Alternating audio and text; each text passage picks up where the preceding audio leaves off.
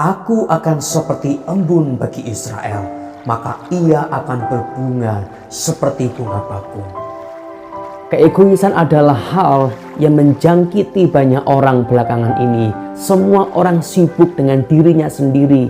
Mereka hanya berpikir apa yang saya mau, apa yang saya inginkan, apa yang ingin saya capai. Mereka tidak peduli dengan kondisi di sekitarnya.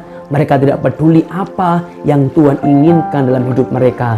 Kondisi seperti ini yang dialami oleh umat Allah, oleh umat Israel pasca pembuangan atau setelah pembuangan, di mana mereka setelah pulang dari pembuangan, mereka kembali ke tanah perjanjian. Mereka sibuk dengan apa yang ingin mereka capai dalam hidup mereka. Sehingga dalam Hagai pasal yang pertama ayat 6 dan 9 dikatakan seperti ini.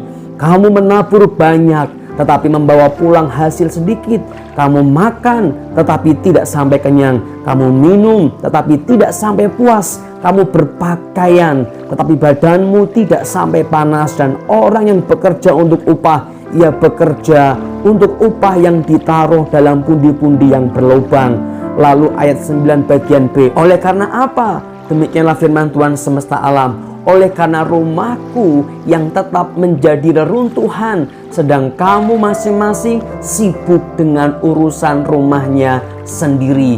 Umat Allah ketika mereka telah kembali ke tanah perjanjian, semua dikatakan sibuk dengan urusannya sendiri-sendiri. Mereka tidak peduli dengan rumah Allah. Mereka tidak peduli dengan pekerjaan Tuhan. Mereka tidak peduli dengan panggilan mereka yang Tuhan berikan kepada mereka. Nah, untuk itu teman-teman sekalian dan Bapak Ibu dimanapun berada, mari bersama-sama kita cek hati kita.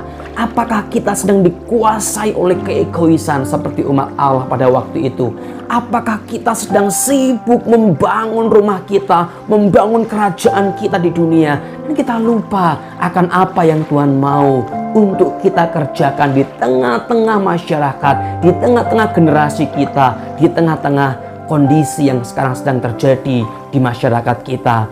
Mari bersama-sama kita boleh melihat hati kita. Ketika kita hidup di dalam keegoisan, dikatakan kita akan makan tapi nggak kenyang. Kita akan minum tapi nggak puas. Kita pakai baju tapi kedinginan, nggak ngerasakan kehangatan.